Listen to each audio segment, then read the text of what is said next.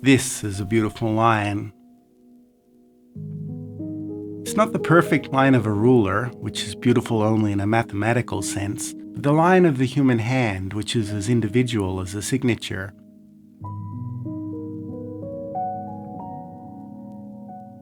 Everyone has their own line.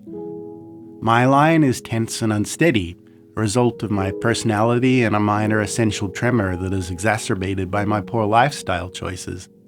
But still, it's my line.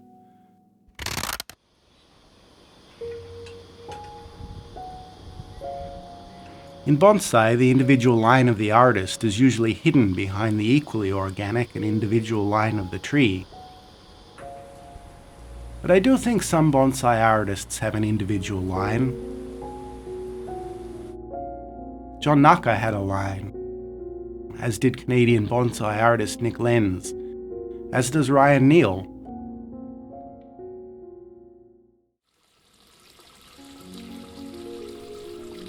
I don't have an individual line in my bonsai. I twist branches randomly and examine the results with varying degrees of disappointment.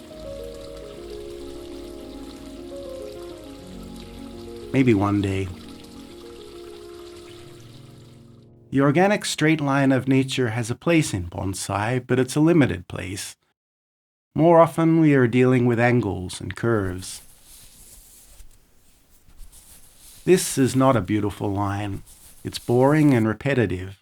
It's the line of molsai, or a clip art illustration of a bonsai, or the bonsai that Daniel LaRusso dug out of a cliff in Karate Kid 3, disappointing Mr. Miyagi yet again. He's not gonna tell me to put it back. Believe me, I know this guy. Oh my God, the tree's in the water! This line is the same, but the S-curve has become three-dimensional, a spiral. Its three-dimensionality makes it better than an S-curve, but it's still repetitive and modular. This line initially seems better, but although it shows more variation on a large scale, on a smaller scale it is still just a winding S-curve with little variation. At least for literati trunk lines, the more variation we have in angles and spacing, the more interesting the line becomes. This line features acute and obtuse angles and curves, with variations in spacing, so it is more interesting. Yet, even here I feel like randomness escapes me. Creating randomness is hard. Here's another attempt. It would make a very interesting literati trunk line, but it would be hard to achieve on a living tree. And I've never been too convinced by trunk lines that turn and head for the ground. In nature, an accident can occasionally cause a bend like this, but plants don't generally grow towards the ground. Plants bend and twist for a variety of reasons. Over time, gravity will bring a heavy branch towards the ground. Wind plays a part. Plants head towards the light and spread when they reach it. The division of twigs into branches creates angles of varying widths, though each tree tends to have its own preferred angle, set by its species and individual genes. And some trees just seem to twist and bend for their own reasons.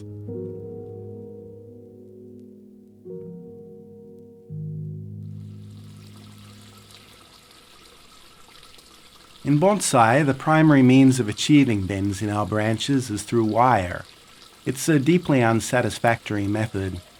Wiring can do a good job of replicating the effect of gravity, where the stress is applied equally along the length of the branch, and it's okay for creating twists and loose turns, but it's terrible for creating acute angles. I'm sure a lot depends on the skill of the artist, but in my experience at least, wire only does a good job of creating a branch that looks like it's had a lot of wire on it at some point. I collected this tree about a year ago from the Japanese maple patch of plenty. It struggled a little in its first year in a pot, partly due to an attack by a well-camouflaged grub that I took too long to notice.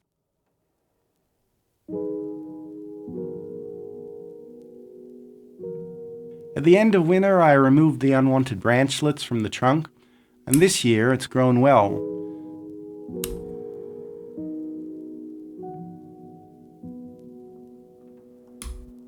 Now I want to wire these branchlets to create interest in what will eventually become the primary branches of the tree. Although, to be honest, this is not really necessary. There is a good argument for leaving it alone for now, or even eschewing wire entirely and using clip and grow techniques only, but I wanted to play with it and talk about line and wire.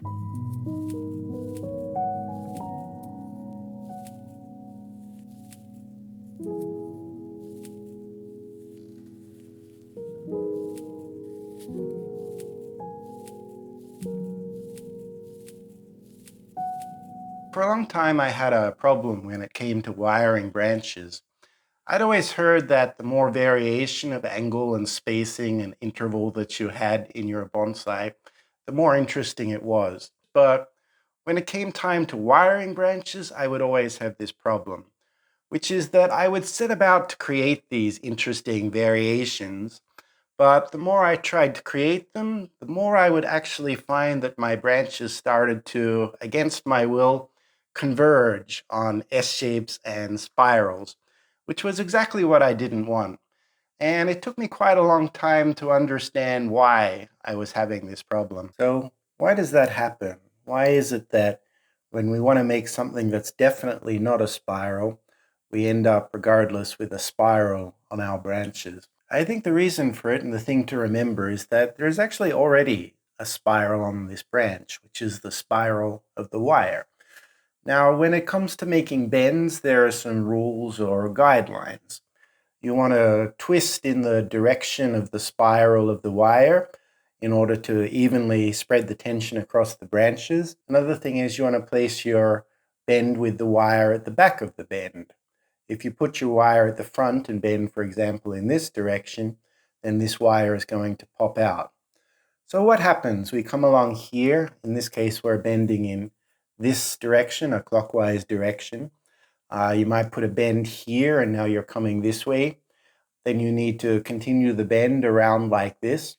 And at a certain point, you start to make a spiral, so you attempt to bend it back in a different direction. But the only way to really do that is to kind of twist through the bend like that. But you're still creating a spiral. It's just a tighter turn. The other thing to realize, I think, is that the wire kind of gives it a resolution. You can't make tighter turns than there is in the wire. So when you're trying to maximize the twists and curves in your branch, you will inevitably kind of end up with an even spacing, all kind of going in the same direction, and what you end up with in the end is an S-curve or a spiral. Taken to its extreme, this approach to wiring can lead to a tree like this one, which the Facebook algorithm recently decided I would like.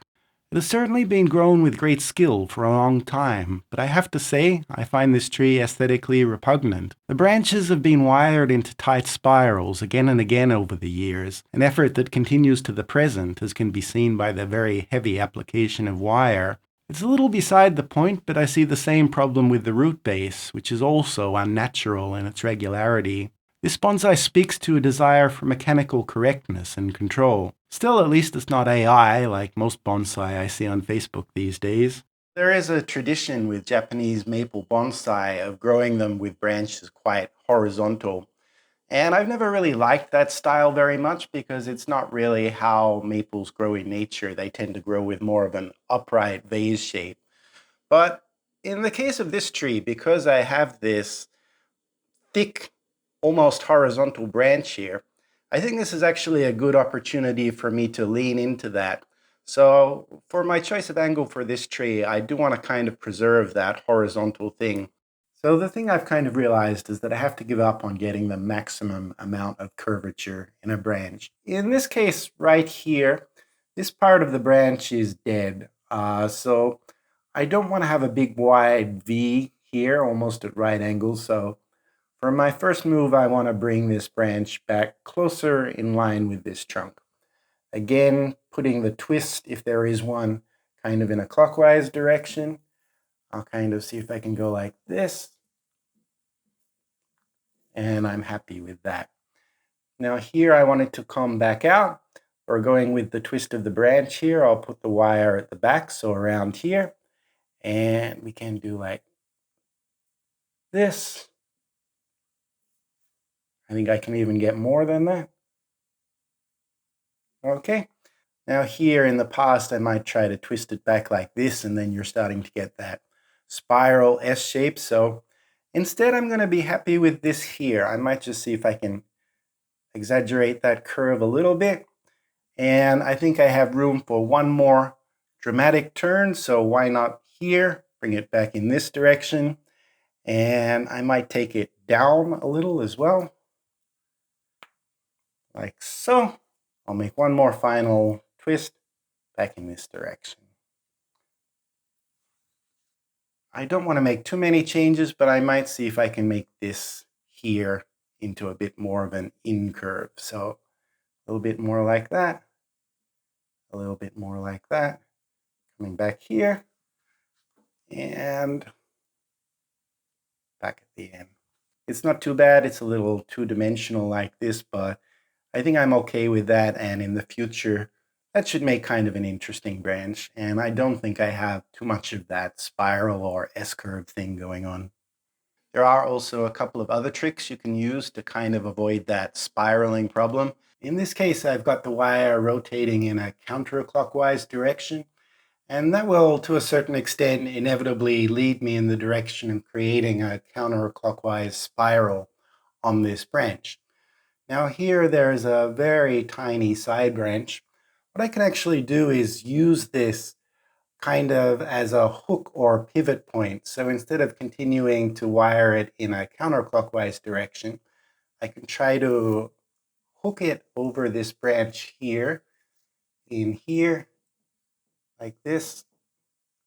And now I can continue to wire it, this time in a clockwise direction. So there is another technique I know which I actually picked up from growers of a certain herb of varying legality, and they call it high stress training. It's actually not something I've seen used too much in bonsai, and there might be some reasons for that, but I think it's actually pretty interesting.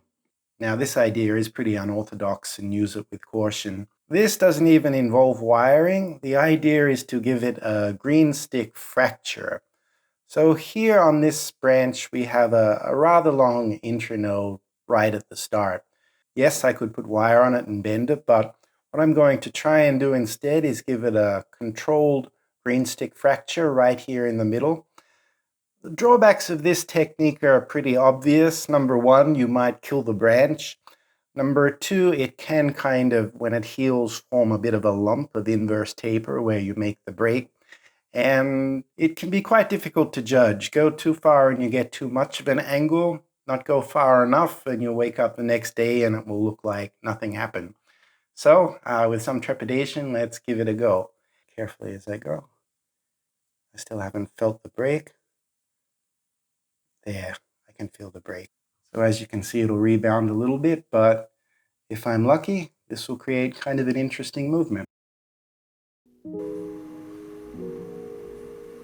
The intent here is not to create a finished bonsai. I won't prune these branches, I want them to grow and thicken. On a Japanese maple, the line between achieving some degree of curvature with wire and creating wire scars is extremely narrow, so these wires will probably only stay on for 6 weeks or so. In the future, these branches will thicken and divide, and later still be pruned back to create taper.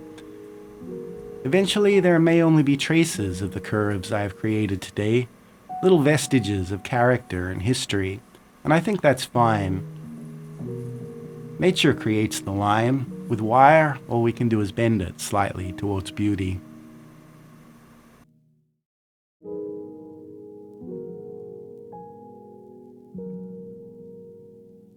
Sincerely, Zachary Growing.